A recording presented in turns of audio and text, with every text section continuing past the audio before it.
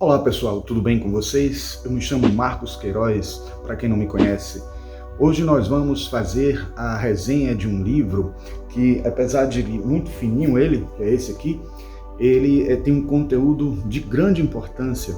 Vocês vão gostar, é um livro que vai ajudar vocês bastante, né, digamos assim, em ter algumas formas de explicar ou de entender como é que hoje em dia a ciência considera essa questão da vida após a morte, e até mesmo assim saber até que ponto ela está provada, até que ponto ela não está provada, ou até que ponto está provado que não existe vida após a morte ou que existe. Então vai ser um livro muito legal, fininho, rápido de ler, tanto que nessa nossa resenha eu vou fazer referências a outras obras que podem ajudar ainda a ampliar esse assunto. Então fiquem ligados aí que o vídeo hoje está bem interessante, tá certo?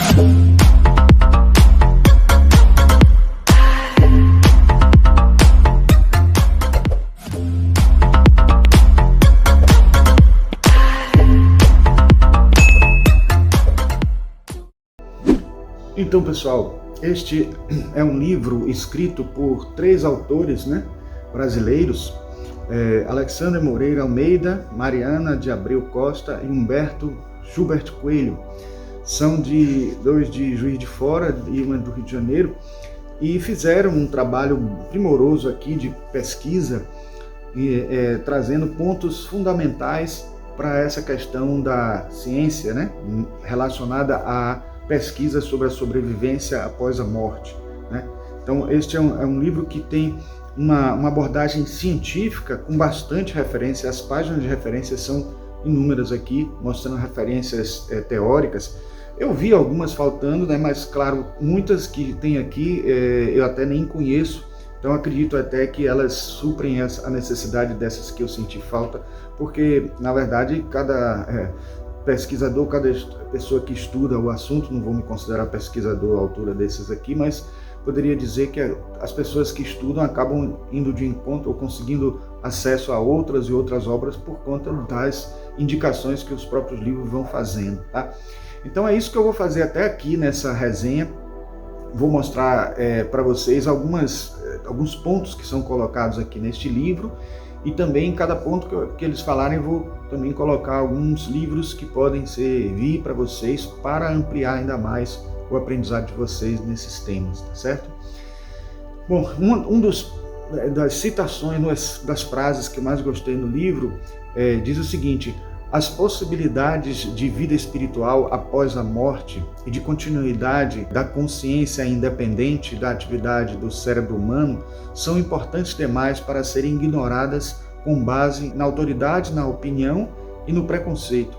Então é isso que é a tônica desse livro, porque muitos autores, por preconceito, por se achar já dono das verdades e já saber como explicar tudo dentro de uma visão materialista, e também por preconceito, acabam não dando chance para pesquisar assuntos de ordem espiritual, assuntos que dizem respeito à vida após a morte, sabendo eles que eles têm evidências muito fortes aí que poderiam ser pontos de pesquisa importantíssimos, mas o preconceito não deixa, ou a visão de que eles já têm uma explicação para as coisas, quando a gente vê que todas essas explicações que dão um ponto final para as questões do mundo, explicando através do materialismo, elas são explicações vazias, e muitas delas são mitos que não explicam nada, que na verdade estão tão digamos, sem formas de explicar quanto as explicações que a gente encontra das visões espiritualistas e dos livros tradicionais antigos.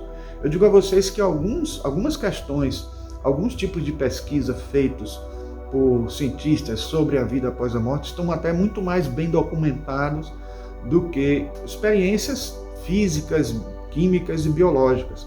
A exemplo do trabalho de Ian Stevenson com a reencarnação, com as vidas sucessivas, Então eu diria a vocês que aqui esse livro, que é um livro sintético, vamos dizer assim, ele está disposto como se fossem artigos escritos pelos três, e sempre com um resumo antecedendo o conteúdo, e é interessante por isso, porque aí você sabe o que é que vai tratar mesmo a questão.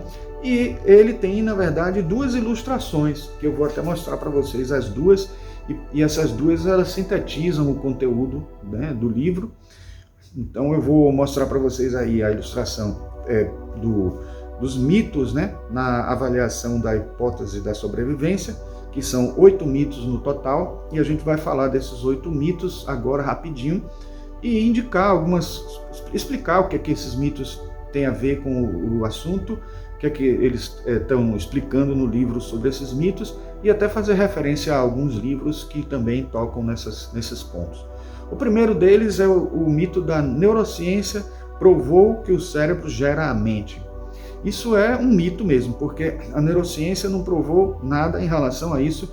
A neurociência considera que a consciência é um epifenômeno, ou seja, uma coisa gerada a partir dos elementos materiais constituintes do cérebro. O autor, eu vou mostrar aqui para vocês, o autor que mais perto chegou de explicar, que foi esse aqui, o Christopher Koch, né, no livro The Quest of Consciousness,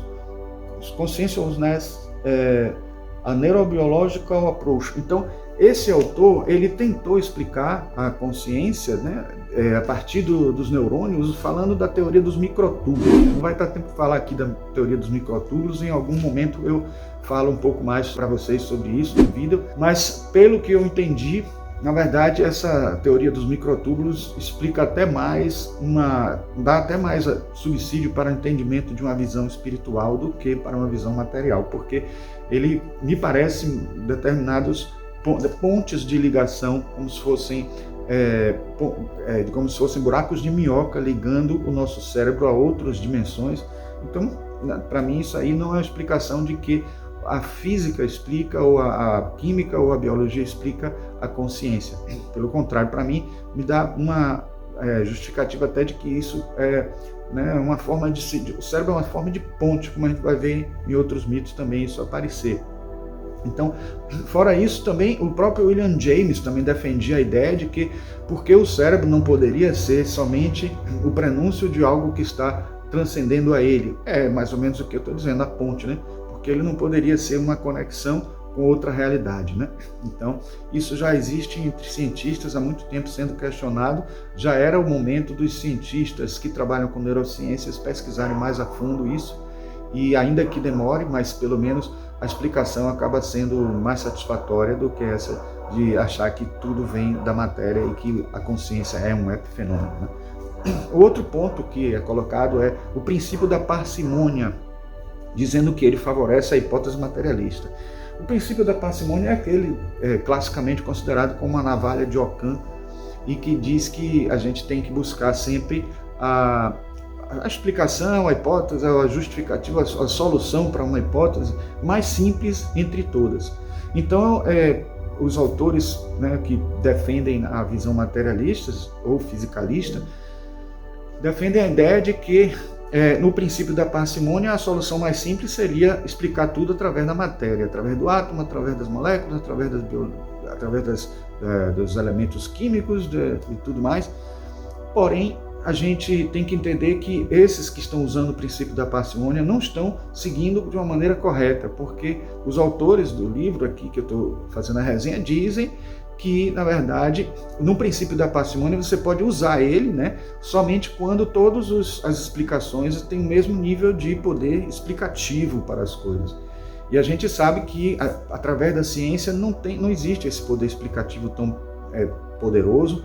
Então, no fim das contas, nós poderíamos dizer que tanto a explicação materialista quanto a espiritualista estão no mesmo pé de igualdade. Você não pode dizer que uma é mais simples que a outra. Eu até posso dizer a vocês que algumas explicações materialistas são mais complexas do que as explicações espiritualistas. Então, eu posso estar puxando a brasa para a sardinha ou considerando algo que eu tenho mais facilidade de lidar, que é as questões espirituais, na hora de explicar as coisas. Mas eu também tenho uma parcela de estudo da questão científica, e posso dizer a vocês até onde eu consigo avaliar questões científicas, que existe um equilíbrio muito grande entre essas explicações. Talvez porque nenhuma das duas esteja errada. O erro só está em você dizer que uma elimina a outra, que uma explicação elimina a outra, né? Ela só elimina a outra quando são teorias incompatíveis, teorias que vão cada um para um caminho totalmente contrário. Mas não é o caso, e a gente sabe disso, que as explicações materialistas, as explicações materiais também têm um fundamento e ajudam também a gente a compreender essa conexão entre o lado espiritual e o lado material do mundo, do universo, né? O outro ponto que a gente pode colocar aqui é o da sobrevivência implica em dualismo cartesiano. Isso também é um equívoco muito grande, primeiro porque os autores já explicam que existem vários dualismos, não um só.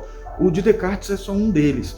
E o de Descartes, ainda que seja aceito como dualismo, ele é um dualismo integrativo, que apesar de separar dois mundos, o res existência e o res cogito, esses dois mundos eles se interagem, eles se conectam. Ele inclusive explica até como eles podem interagir usando a glândula pineal, que ele é um defensor ferrenho da ideia de que a glândula pineal é a nossa conexão com a nossa alma.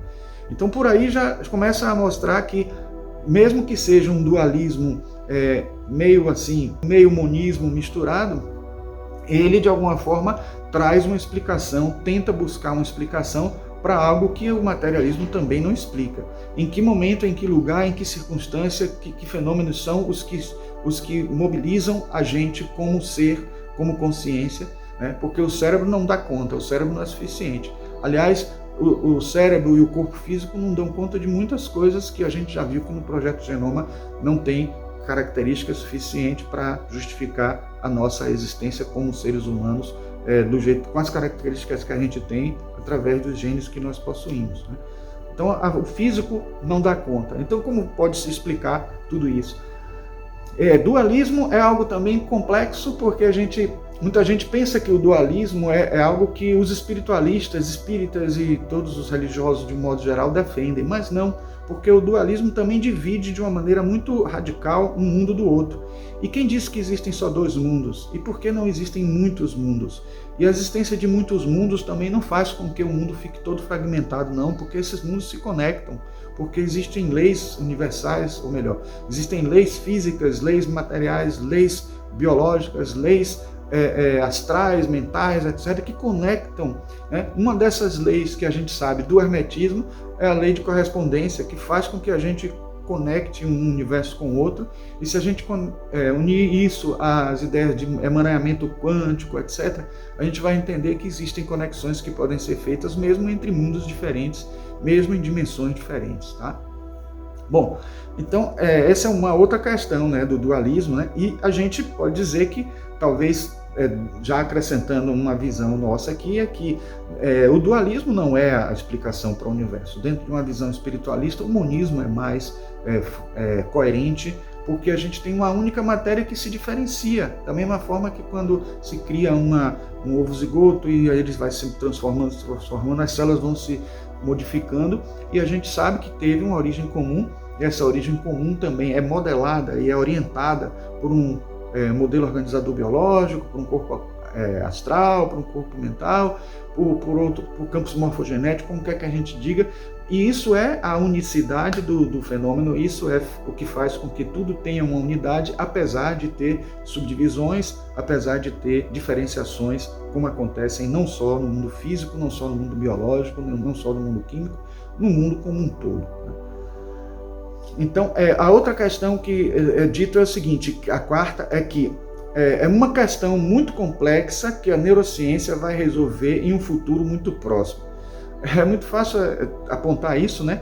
Mas eu acredito que sim, a neurociência vai encontrar respostas cada vez mais próximas de uma explicação maior. Não vai chegar à última das explicações de tudo no universo, porque não está ao nosso alcance, mas à medida que a neurociência vai conquistando essas respostas, eu também acho que a neurociência vai criando teorias complexas e estranhas para tentar fugir, para escapar de uma explicação espiritualista, porque vai continuar existindo esse tipo de preconceito, né?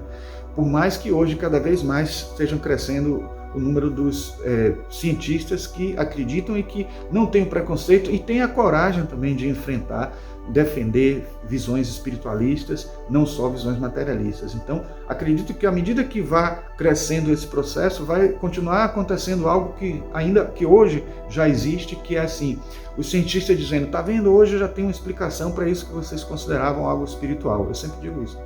Já os espiritualistas digam assim, não, eu já vejo diferente, você só agora está concluindo uma coisa que a gente já tinha falado que era espiritual há muito tempo.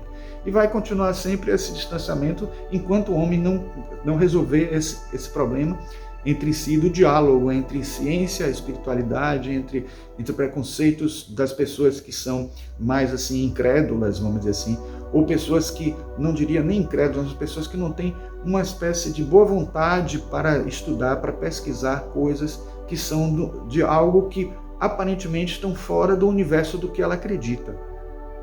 Justamente essas coisas que precisam ser pesquisadas, porque as coisas dentro do universo que ela acredita, ela estuda, pesquisa com muito mais motivação, com muito mais ênfase, e não só pesquisa, interpreta, estuda, escreve, faz artigos, mas as coisas que ela não conhece, que ela desconhece, essas sim deveriam ser pesquisadas mais profundamente para poder a pessoa explorar horizontes que ela ainda não conhece e horizontes que poderão ter aquela mente em especial que tinha argumentos muito fortes para defender o material e que poderiam também encontrar explicações para o universo espiritual, o universo do mundo da sobrevivência após a morte. A outra colocação, a quinta, é que diz que a sobrevivência implica em sobrenaturalismo. Não é uma verdade, segundo as explicações dos autores, né? Porque também tem as pesquisas que são feitas pelos cientistas que estudam a sobrevivência após a morte, elas são tão bem documentadas e tão muito bem dentro de uma metodologia científica quanto as outras dos cientistas que estudam física, química, biologia, geociências, etc. Então, não é algo que você possa automaticamente associar. O que acontece é que muitas pessoas, dentro de uma visão supersticiosa, acabam também absorvendo filosofias espiritualistas e vão dando o teor que elas gostam de dar numa característica mais sensacionalista, e isso acaba atrapalhando, porque muitas vezes esses cientistas não aparecem porque as pessoas que vão trabalhar essas questões, falar sobre essas questões, não citam esses cientistas, ou não fazem referência, ou até não estudam esses cientistas, só pegam as conclusões, e aí nem sempre isso soa como algo científico e acaba virando algo que parece ser sobrenaturalista, parece sobrenatural, mas a gente sabe que praticamente tudo que aparece uma explicação, ainda que seja uma explicação difícil de acreditar, ou uma explicação fora do nosso contexto mais comum, né, ela não precisa ser considerada sobrenatural, simplesmente é natural, mas a gente não conhecia e é algo novo para as pesquisas que estão sendo feitas. Tá? Bom, o item 6 não há mecanismo para como a mente influenciaria o cérebro.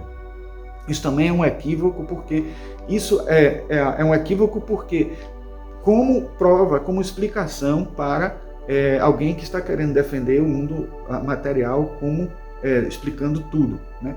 Isso porque, da mesma forma que não há um mecanismo para explicar uma série de fenômenos físicos, químicos, biológicos, né? O mecanismo em si não é prova, não é algo que seja absolutamente necessário para provar as coisas. O que precisa é que você tenha argumentos e esses argumentos possam ser confirmados de alguma maneira, né?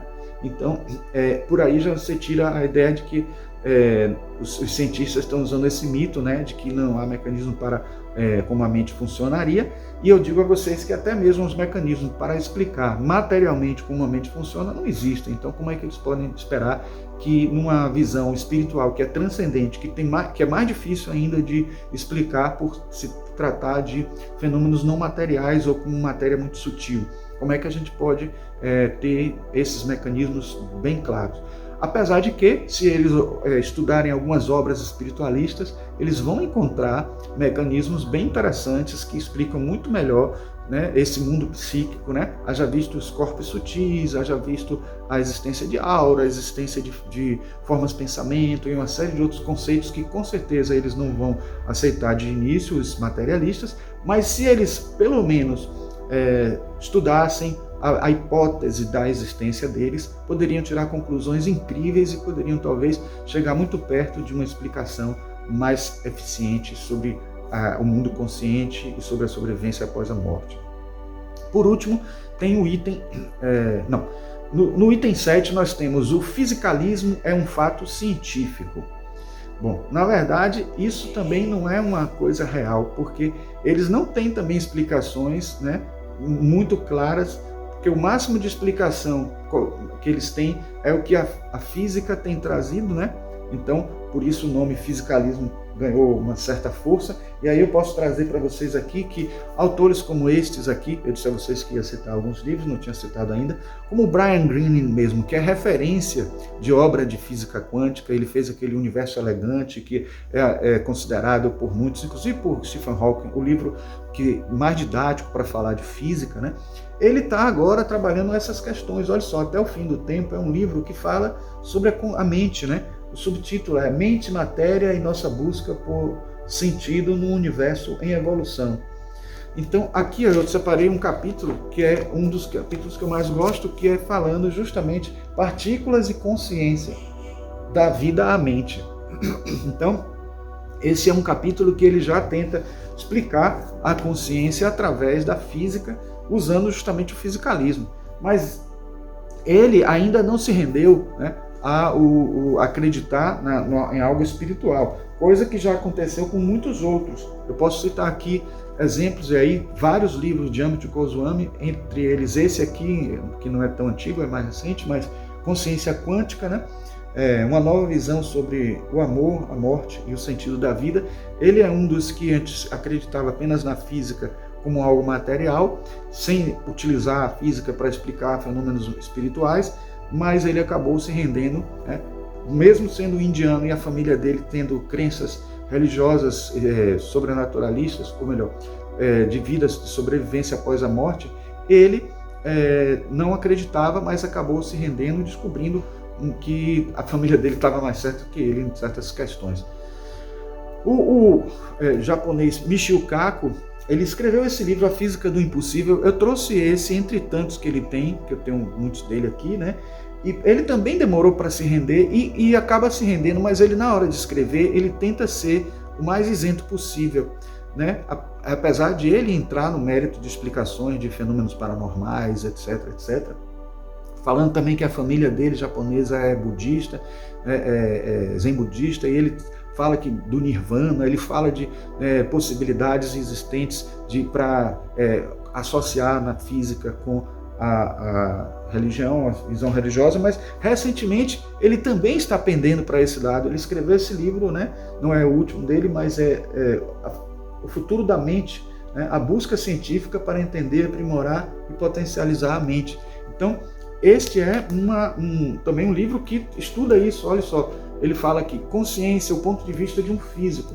E aqui ele desdobra vários assuntos relacionados a paranormalidade e outras questões espirituais. E temos esse livro aqui também fantástico, que é também fruto do grupo de pessoas que trabalharam naquele vídeo do Quem Somos Nós, né? O Cérebro Quântico, as novas descobertas da neurociência e a próxima geração de seres humanos, de Geoffrey Satinover. Na verdade, o próprio Quem Somos Nós tem um livro, né?